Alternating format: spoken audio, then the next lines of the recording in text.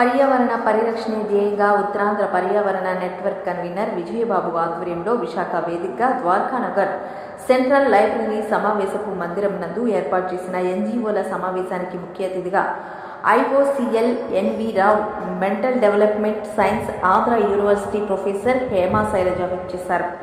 ఈ కార్యక్రమంలో ఆమె మాట్లాడుతూ పర్యావరణ పరిరక్షణ అనేది మహాయజ్ఞం లాంటిదని, ప్రస్తుత సమాజంలో కాలుష్యాన్ని అరికట్టడం అంతుపట్టని సమస్య అని, ఈ మహాయజ్ఞంలో ఎన్జీఓస్ పాత్ర ఎంతో ప్రాముఖ్యమైనదని, ఉదయం లేచినప్పటి నుండి నిద్రపోయే వరకు కాలుష్యకారక వస్తువుల వినియోగమే మానవాళికి పరిపాటి అయిందని, పూర్వం ఇటువంటి కాలుష్యకారకాలు ఏవీ ఉపయోగంలో లేవని, అందుకే మన పూర్వీకులు ఎక్కువ సంవత్సరాలు జీవించగలుగుతున్నారని, ప్రస్తుత సమాజంలో మానవాళి జీవన ప్రమాణం తగ్గిపోయిందని, కాలుష్యం అనేది అనేక రకాలుగా ఉద్భవించిన అందులో ప్లాస్టిక్ వల్ల వెదజల్లే కాలుష్యమే ప్రమాదకరంగా మారిందని, ప్లాస్టిక్ అనే పదార్థము భూమిలో విలీనం అవ్వడానికి 5,000 సంవత్సరాలు పైబడి ఉంటుందని, ప్రకృతిలో ప్రతి జీవికి గాలి నీరు అవసరమని, ఆ రెండింటినీ భూమి పీల్చుకోవడానికి ప్లాస్టిక్ అవరోధంగా మారిందని, గాలి నీరు లేని ప్రదేశాలు విస్ఫోటనం చెందుతాయని, ఇటువంటి వాటి వల్లే ఈ ప్రకృతిలో ఉండే జీవరాశి మనుగడకు అవరోధంగా ఏర్పడ్డాయని అన్నారు.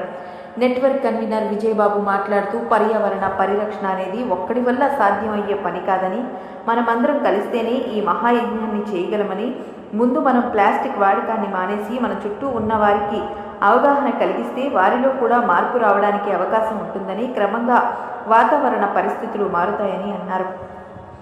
ఈ కార్యక్రమంలో network manager S V Ravikumari, coordinator Visakhapatnam local NGO Indira Priyadarshini, వివిధ జిల్లాల నుంచి వచ్చిన ఎన్జీఓలు పాల్గొన్నారు.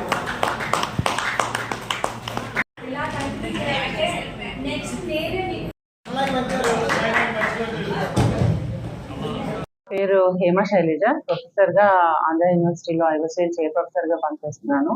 ఈరోజు ఈ కార్యక్రమానికి నన్ను ముఖ్య అతిథిగా ఆహ్వానించడం జరిగింది.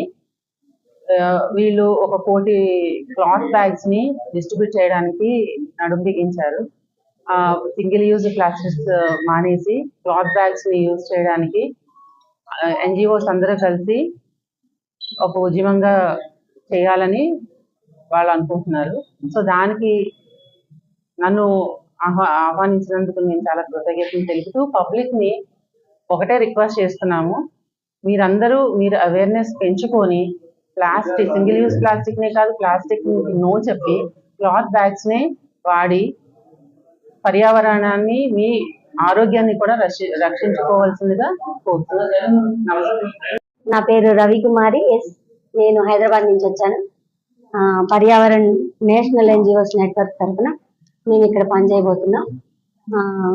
సింగిల్ యూజ్ ప్లాస్టిక్ మీద పనిచేస్తున్నాం. ఇక్కడ సింగిల్ యూజ్ ప్లాస్టిక్ ఆల్టర్నేటివ్ గా క్లాత్ బ్యాగ్స్ ఒక 1,000,000 టార్గెట్ గా మేము ఇక్కడ ఎన్జిఓస్ తో, లోకల్ ఎన్జిఓస్ తో కలిసి పనిచేయడానికి ఈరోజు ఇక్కడ వర్క్ షాప్ నిర్వహించడం జరుగుతుంది.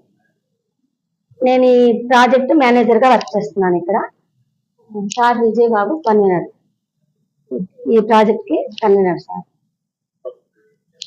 ఆటల ముద్దు భావితరాలకి ప్రాణాంతకం ప్లాస్టిక్ వల్ల వస్తున్నాయి, అందరికీ తెలిసిందే. కానీ గవర్నమెంట్ చేస్తుంది, స్వచ్ఛంద సేవా సంస్థలు చేస్తున్నాయి. కానీ ఈ కాన్సెప్ట్ ఏంటంటే ఇంటింటికి మా కాటన్ బ్యాగ్స్ వెళ్ళి అవి యూజ్ చేయాలి. దాని ప్రాముఖ్యం ప్లాస్టిక్ వల్ల నష్టాలు, దానివల్ల వచ్చే వ్యాధులు, దానివల్ల భూమికి వచ్చే నష్టాలు, దానికోసం తెలియజేయడం కోసం 1,000,000 బ్యాగుల వరకు మేము ఫ్రీగా డిస్ట్రిబ్యూషన్ చేయడం కోసం ఈ నెట్వర్క్ పనిచేయడానికి ముందుకు వచ్చింది. గతం తెలంగాణలో చేశారండి, రాయలసీమలో నెల్లూరు, కడప చేశారు, ఉత్తరాంధ్ర స్టార్ట్ అయింది. మన మనిషి జీవన ప్రమాణం పెంచడానికి రావాల్సిన ముక్కులు మన భాగంగా, మనిషి మనగా పుట్టినందుకు మన భాగంగా మనం కొంచెం మన ప్రయత్నం మనం చేయడానికి.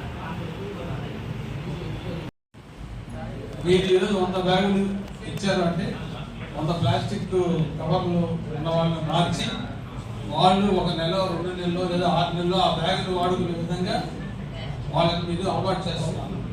ఈ అలవాటు ఆఖరికి ఏంటంటే 10 రూపాయలు పెట్టి కొనుక్కొనైనా సరే మనం అందుబాటులో లేకపోయినా ఆ బ్యాగ్ కొనుక్కొని వాళ్ళు వాడుకునే విధంగా మీరు అందరినీ మార్పు చేస్తున్నారు. అంటే ప్రజలు ఒక అలవాటు పడినటువంటి ప్లాస్టిక్ బ్యాగుల వాడకాన్ని మీరు ఆపివేసి ఒక గుడ్డ సంఖ్య వాడుకునే విధంగా వాటిని మౌల్డ్ చేస్తున్నారు. కాయగూరలు వాళ్ళే పండించుకుంటారు. చాలా మంచి పని. చాలా మంది నేను టెర్రస్ గార్డెనింగ్. సో చాలా కోవిడ్ వచ్చిందంటే అందరం ఇళ్లలో ఉన్నాం. ఎంతమంది డాక్టర్స్ దగ్గరికి వెళ్ళారు చెప్పండి? అది ఇంకా 10% ఖాళీ. మరి బాగానే ఉన్నారు మీరు. ఈరోజు అమ్మ వాళ్ళకి అయ్యో తగ్గకూడదు వెంటనే డాక్టర్ బిజీగా ఉన్నారు. రిచబిలిటీలో లేదు, అపార్ట్మెంట్ దొరకట్లేదు.